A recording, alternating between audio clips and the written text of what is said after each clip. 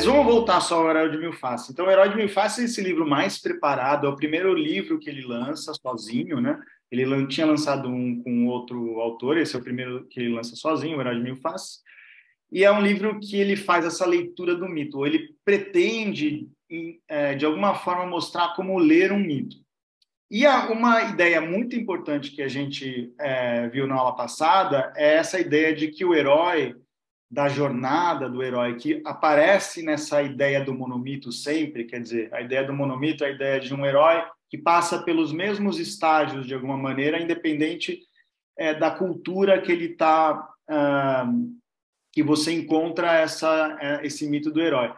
E ele tem uma característica que é, ele de alguma maneira, ao adentrar a jornada, ele começa um caminho que vai levar ao próprio aniquilamento.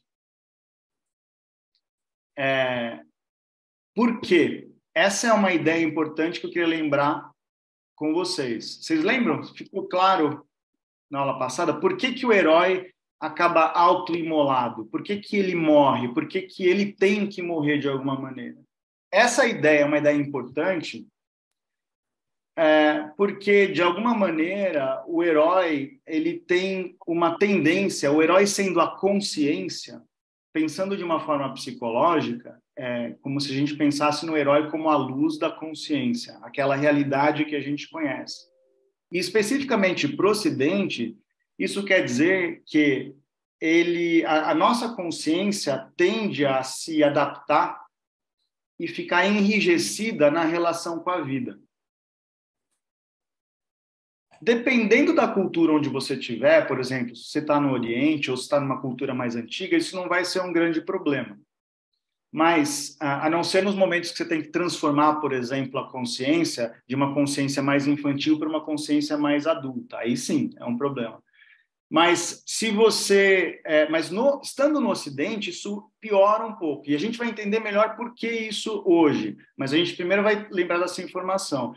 Porque o Ocidente precisa ser revitalizado, a consciência do ocidental, de cada um de nós, precisa sentir que ela vive, ou que nós vivemos, uma vida inédita, uma vida diferenciada, que não é massificada, para que ela sinta que a vida tem sentido, que a nossa vida tem algum valor. Existe uma necessidade de revitalização da própria vida que tem a ver com você se ver em algo novo. E existe uma tendência natural da consciência em conhecer a vida e se repetir. Por isso que a jornada do herói, no sentido mais psicológico, ela tende a acabar numa autoimolação, porque é um herói que precisa morrer num sentido de que a percepção que ele tem da vida precisa morrer para que uma nova percepção possa existir e ele sinta essa vida de novo.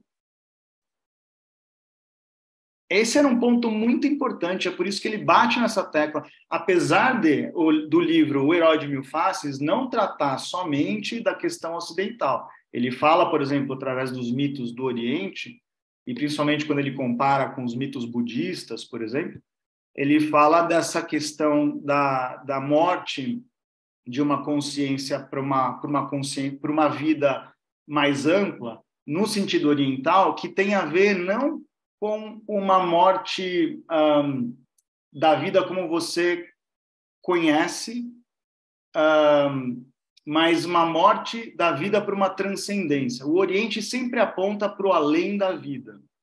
Então, a jornada do herói para o Oriente, ela tem muito mais uma característica de você perceber como o que nós vivemos aqui é uma grande ilusão e nós precisamos, de alguma maneira, conectar a nossa percepção do que a vida é com algo que está para além disso. Isso é mais do Oriente. E vocês vão entender por que hoje. É hoje que eu vou falar um pouco de como Campbell explica a diferença do Ocidente e do Oriente, como isso se desenvolve e por que isso é importante para a gente, porque, afinal de contas, se a gente está falando de uma saúde psicológica, de uma saúde psíquica, a gente está falando das imagens e das ideias que nos formaram através dessas imagens. ou seja, da mitologia que nos fez, de alguma maneira, viver a vida como nós vivemos hoje.